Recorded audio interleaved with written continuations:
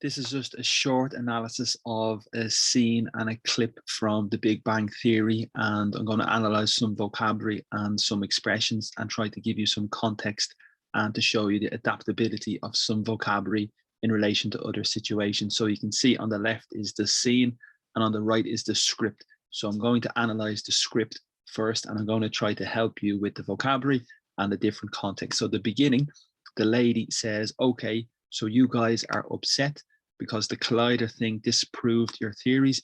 And the first word that's important is upset. And that means you're not happy or you're not sad because it's related, or you are sad because it's related to the verb to set, which means to prepare. And also if everything is set, it means it's ready. And if everything is ready and you are upset, the significance, you are not ready, you are maybe sad, you are maybe disappointed. It's possible with your stomach is upset. And we have an expression as well, to upset the apple cart is an expression, and the significance is maybe to ruin or to change and maybe to ruin the situation. So if you make a comment and the comment changes the mood of everybody, you upset the apple cart as well. In sport, you can have an upset. That means a surprise. So typical to have an upset in sport is maybe the favorite is defeated by the lower team. So that's an upset. It's a surprise. It's a shock. Okay. And in this situation, the lady says, you are upset. So the significance, you are not happy. You are not content. There's some problem or there's something wrong, because the collider thing. So the verb is to collide, and it's typical maybe with a car and a crash. Obviously the verb to crash the cars, but it's possible as well to collide. And it's like to impact or to hit. But in science, I think it's a very specific object. A collider is when the two atoms maybe come together and collide. So it's very specific vocabulary, and the ER is just the object or the person. And in this situation, it's the object.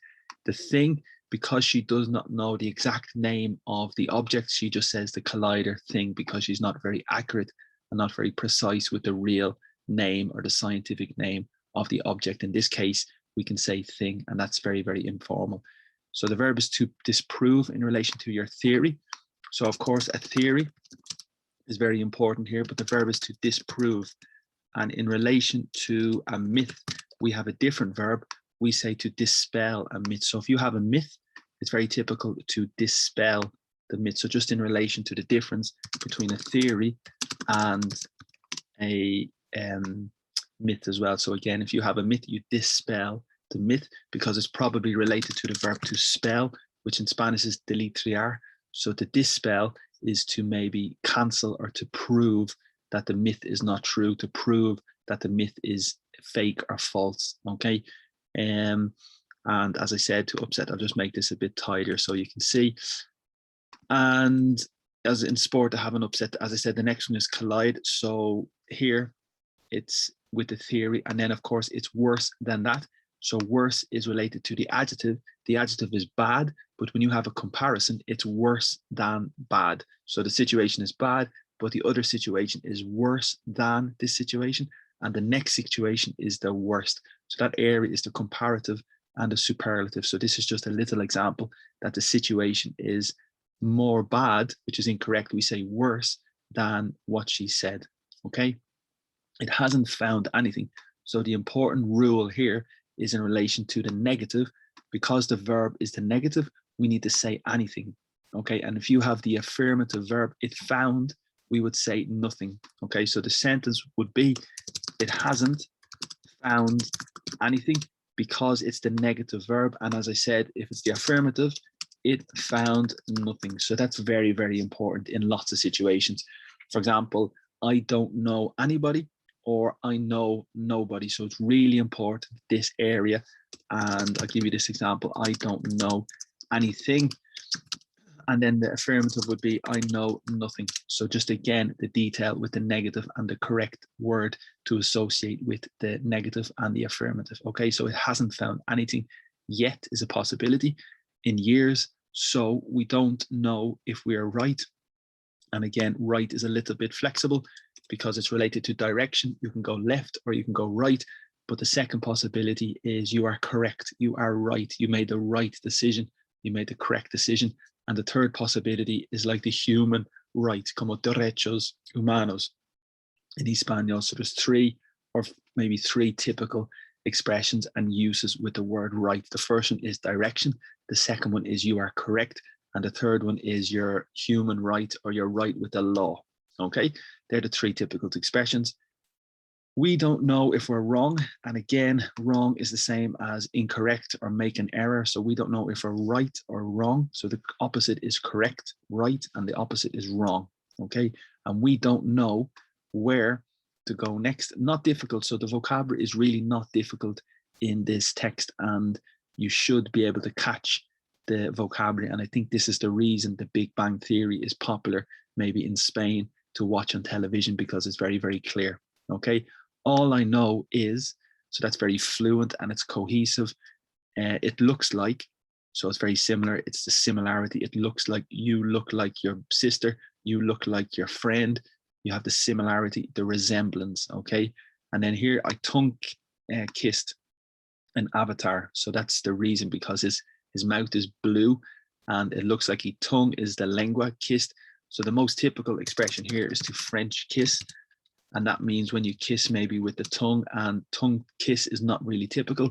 But in relation to tongue, we have another expression. If you are tongue tied, the significance, you cannot speak because you have lost the concentration, or you have lost the correct response. So you are tongue tied. That means you are not able to speak because your tongue is, or you have forgotten the argument, or you are not able to reply in the debate. So you are tongue tied. We also say a very typical sarcastic question: has the cat caught your tongue? And the verb is to catch. It's irregular, caught. And the question is, has the cat caught your tongue? And this is a sarcastic question. That is the reason why you cannot speak. And they're the most typical situations with tongue. And we also say a tongue twister is a very typical expression and a typical sentence in English when you have a very difficult sentence to say. For example, she sells seashells on the seashore. That's a tongue twister, because the verb to twist is like similar to tie, but that's the specific vocabulary for the difficult expressions, a tongue twister. So that's the context of the introduction. And then Penny continues, come on. And basically it's like, listen, cheer up. Okay, so come on is like feel better. And as I said, maybe cheer up is the typical expression as well. And it means to change your attitude, to change your mood, to change your feeling, to cheer up. Come on, you know, like improve your mood. Okay, you guys are physicists. Very, very difficult pronunciation. Physicists. And the ISTS at the end is the suffix. And that's very important in relation to science. So the subject is science, and you are a scientist. So most people have a difficulty speaking English in relation to this word. The scientist is the person, and physics is the subject. Okay, and a physicist is the person who's a professional or dedicated in physics. Okay, so physics is the subject, physicist is the person, the professional. We also say chemistry. So you study chemistry, but you are a chemist. Okay, also you study biology and you are a biologist. Okay, so the suffix ist, ist usually represents a person. We have many suffixes to represent a person, for example, doctor, painter, but then ist is another possibility as well, nutritionist, also musician. So there's a completely, maybe 3 or 4 or more suffixes that are different, but really they represent the person. For example, electrician, musician. So there's lots of suffixes that are very important for professions and for jobs. Okay, so that's just another example, the IAN. So in this situation, you are physicists. Okay, you're always going to be physicists. So this is very, very informal. And of course, in chatting, in text messages, you can write gonna, you can write wanna, you can write maybe shoulda, but really they're very, very informal, and they're completely informal, and they should be going to, want to, should have. Okay, so very, very typical in text messages, very, very typical in informal situations. And the correct sentence or the correct expressions are below: going to, want to, should have. Okay, so very, very important here. It's informal.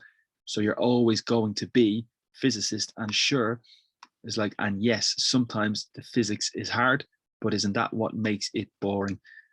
So again, that's obviously the joke, because everybody was expecting her to say amazing, interesting, exciting, but no, she said that's what makes it boring. And I don't think that's difficult English really, because the verb or the structure is to make, and you can make someone happy, you can make someone angry. We can also say to make my day really is you created the best moment of my day. So if you make my day, the significance is you create the best moment of my day as well. So it's not difficult really. And I suppose it is just the situation or the topic or the subject of physics. Okay. So the next section, I think more people come into the room and he says, hey, we're here. What's going on? So this is very important. And the significance is what is happening. So what's going on? And again, the significance is what's happening. And that's very typical in conversation with friends, with family. What's happening? Okay, what's the situation? What's the news? It's very similar to say what's up, and that's very informal as well. But of course, the application is a play on this expression, because what's up is the expression how are you, but because it's an application, we say what's up. That's the reason for the name, I think the funny name or the creative name, because it sounds the same. So what's going on, the significance is what's happening. Okay, as far as I can see, this is a very good expression, very cohesive, very advanced. And far is lejos. So as far como, as far as I can see, my ability, as far as I can see, this is my ability, my limit. And with this information, with this knowledge, I can make a decision. But maybe there's more information, maybe there's more information that you don't know. So as far as I can see, I am confident to say something from the knowledge I have. It's a very famous expression. As far as I know is another possibility. And again, my knowledge, I know this quantity. So as far as I know, I can give you the answer, but maybe there is more information I don't know. Okay, so as far as I know, as far as I can see, as far as I understand. So very, very similar context and very similar situations, and it means that you have a limit of understanding and you can give the answer or the comment or the opinion in relation to the limit of your answer. Okay, you can say as far as I'm aware. So it's very, very flexible and very good vocabulary as well, very fluent. Okay, so again, it's the same concept there. So as far as I can see, science is dead. So basically, from my information, science is dead. And of course, dead, you need to be careful because it's the adjective.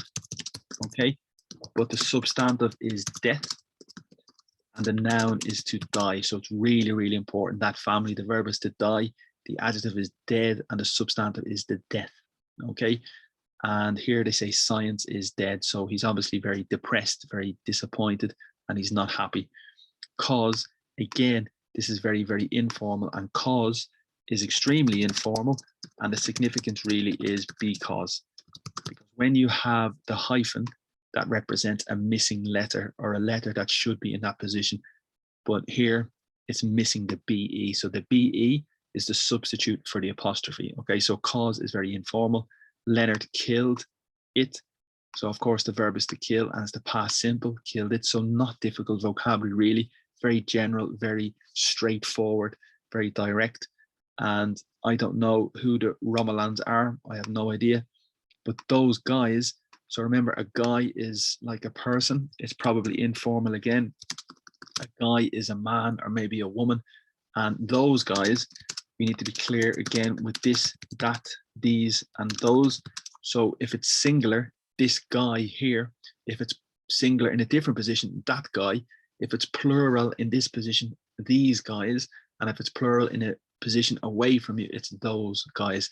So in that situation, the people, the guys are away from you. Okay, so those guys, they know how to party. And this is very important because this structure with know, we need to say how. Okay, I know how to drive, I know how to cook, I know how to speak Japanese, for example. So basically this word how is the key, because most people, when you speak English, make the error. I know to drive, I know to cook. That's the error. That's incorrect, because it's necessary. I know how. I know how to cook. I know how to drive. I know how to paint. So that word is very small, but it's very, very important, because lots of people forget to use it. So I know how to drive. And here, those guys know how to party. Okay, it's very small, but it is very, very typical error. So what do you want us to do? No problem. I think it's very typical as well. What do you want us to do? I don't know. You're the scientists. Cheer them up. Okay, so the adjective is cheerful, and the verb is to cheer. And of course, in the pub, we say cheers, but the phrasal verb is to cheer up. So cheerful is the adjective for the person who's very happy, the person who's very positive. You are very cheerful today. And to cheer is like to animate or to shout or to support. So if you cheer for your friend, you support your friend, you are encouraging your friend, you're cheering for the team, you're cheering for the person. And cheers is typical in for food. When you say salut in French, or santé, it's like a gesture to say good luck and to have good health. And the verb is to cheer up. And we say to cheer somebody up has the significance basically to make the other person happy or to make the other person cheerful. So to cheer somebody up is to encourage or to make the other person feel better. So here, because you are scientists, you can cheer them up. So that's another joke again, okay? And then it's a question, do you know what a scientist is? And then even is just more emphasis, like in Espanol, incluso, do you even know what a scientist is? No, we don't need to be cheered up. So this is very interesting structure, because it's the passive. Okay, so I cheer you up, but you are cheered up by me. So remember the structure with the active and the passive.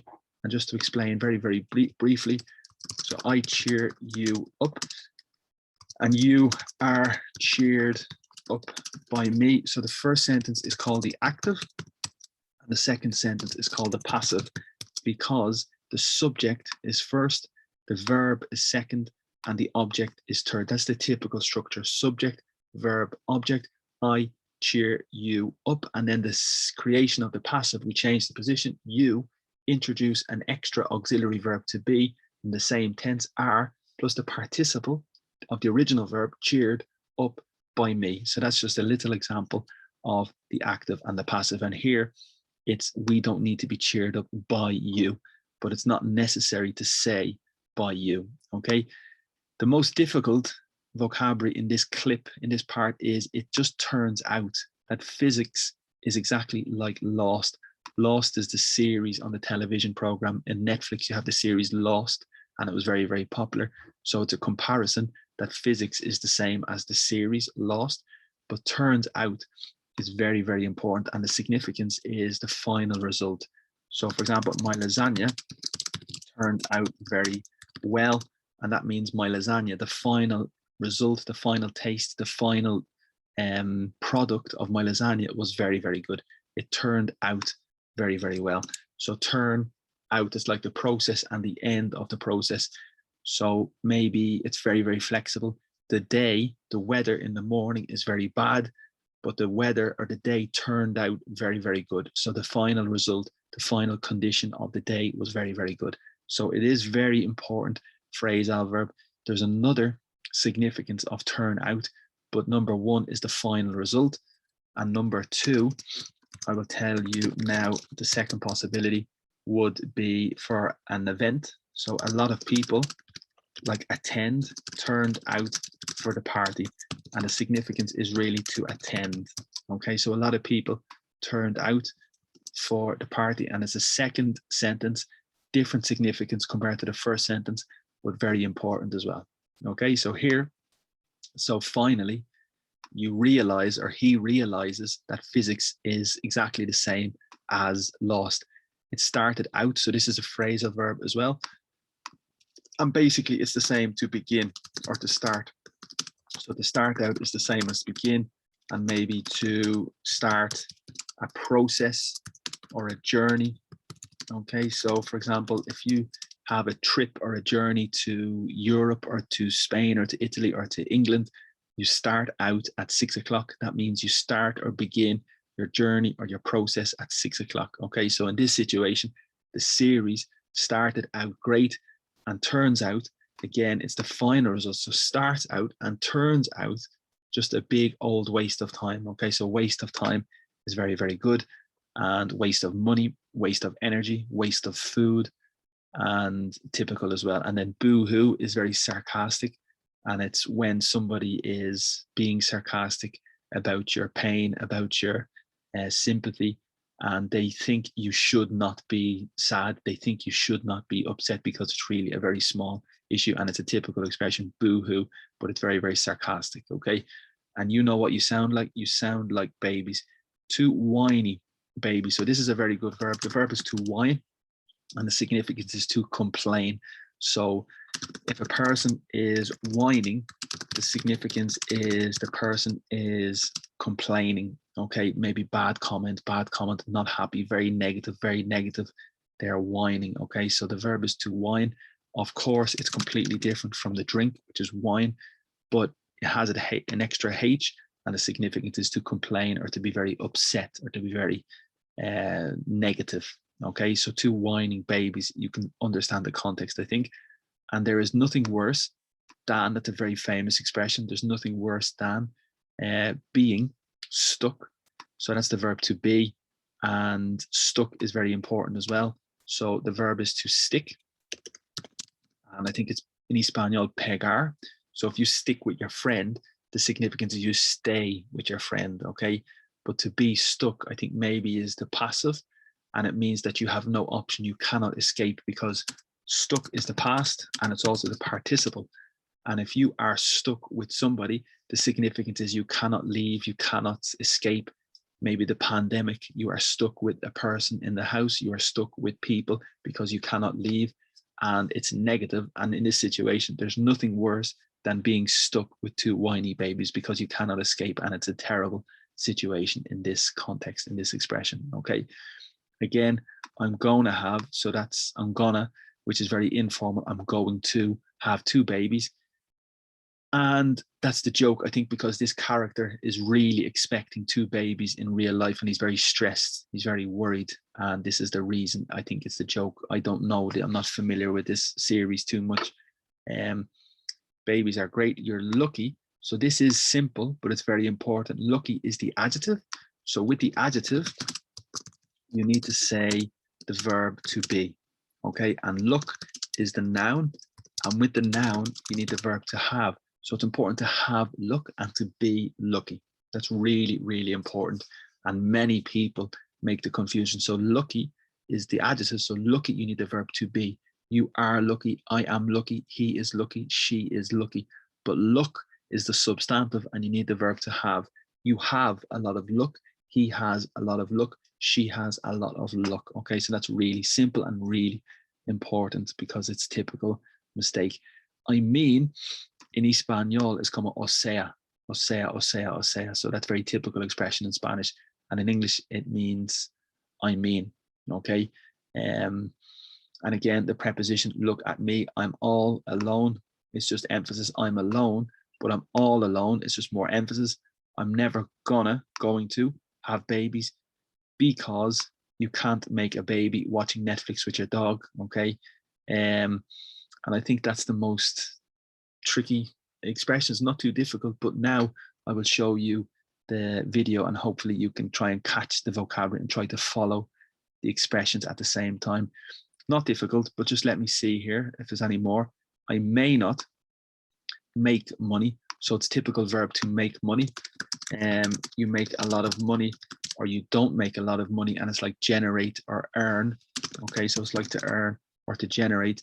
And may is the modal verb, it's a possibility. So may, could, and might are very, very similar. And I think here, could is definitely a substitution. It's possible to say, I could not make as much money as you. Might definitely is the direct substitution. May and might are definitely possible here. I might not make as much money as.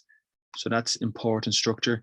As much time as, okay, as much plus the noun plus as. Also, you can say as plus adjective plus as.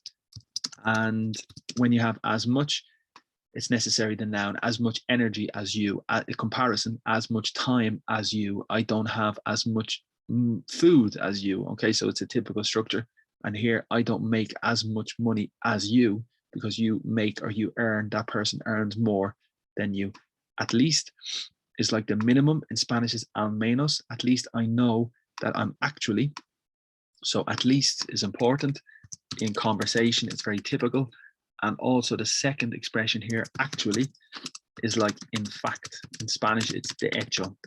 Okay, so in Spanish, it's probably de hecho, but in English, it's actually or in fact. But be careful, because in Spanish, actualmente in English is currently. So there is a very, very big difference.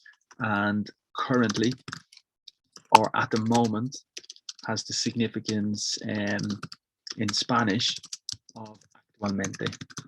Okay, so that's a very, very important part of the translation from English to Spanish. Okay, and then I think that's it. Okay, so I'll just play until here, and hopefully you can understand the vocabulary, and hopefully you can follow the text.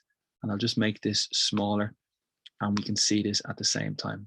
Okay, so hopefully you enjoy, and I'll just let it play for 2 minutes. Okay, so I'll make this bigger, and you can see all the vocabulary here from the start. And we go back to the beginning, and she said, where's the beginning? Yeah, we're almost there at the beginning here. So yes, so you guys are upset. Okay, so good luck. I'm going to make it volume. Collider thing. Okay, so you guys are upset because the collider thing disproved your theories? It's worse than that. It hasn't found anything in years, so we don't know if we're right, we don't know if we're wrong, we don't know where to go next. All I know is it looks like I tongue-kissed Avatar. Come on, you guys are physicists. Okay, you're always gonna be physicists. And sure, sometimes the physics is hard, but isn't that what makes it boring? Here, what's going on? Okay, as far as I can see, science is dead because Leonard killed it. And I don't know who the Romulans are, but those guys know how to party. So what do you want us to do? I don't know, you're scientists, cheer them up.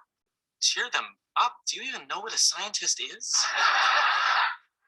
But we don't need to be cheered up. It just turns out that physics is exactly like Lost. Started out great and turns out just a big waste of time. You know what, you sound like babies. Two whiny babies. There's nothing worse than being stuck with two whiny babies.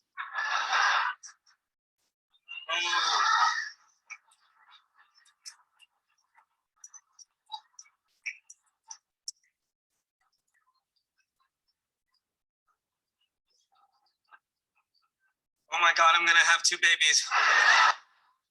Oh, babies are great. You're lucky to have two babies. I mean, look at me. I'm all alone. I'm never gonna have babies because you can't make a baby watching Netflix with your dog.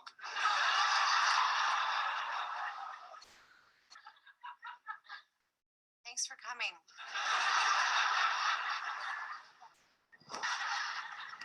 Okay, great. So not difficult, not too difficult, but interesting at the same time. Some vocabulary is curious, like the phrasal verbs. I think the key was the phrasal verbs and maybe vocabulary like whining. But the rest of the vocabulary, I think, was probably quite clear and quite basic. Definitely level B2, at least, or maybe maximum B2. But maybe this is the reason why Big Bang Theory is very popular. But I hope the explanation will help you a little. This is just a little video to help, and it just continues with all the videos on the social media, and hopefully you enjoy. So thank you so much for watching, and if you have any questions, you can put them in the comment section. And thank you so much, and I hope that you have a great day, and thanks for watching, and hopefully you enjoy the rest of the material on the channels. Thank you so much, and talk to you later. Bye bye.